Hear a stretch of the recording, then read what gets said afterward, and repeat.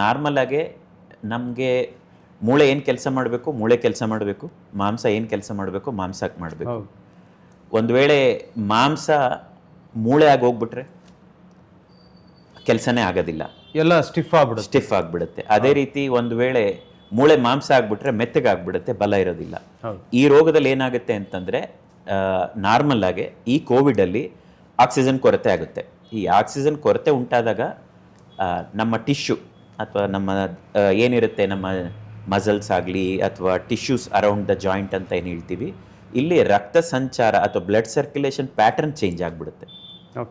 ಇದರಿಂದ ಏನಾಗುತ್ತೆ, ಹೇಗೆ ನಾವು ನೀರು ಹರಿದೇ ಹೋದರೆ ಪಾಚಿ ಕಟ್ಟುತ್ತೋ ಹಾಗೆ ರಕ್ತ ಸಂಚಾರ ಆಗದೆ ಹೋದಾಗ ಅಲ್ಲಿ ಕ್ಯಾಲ್ಶಿಯಂ ಡೆಪಾಸಿಟ್ ಆಗಲಿಕ್ಕೆ ಶುರುವಾಗುತ್ತೆ.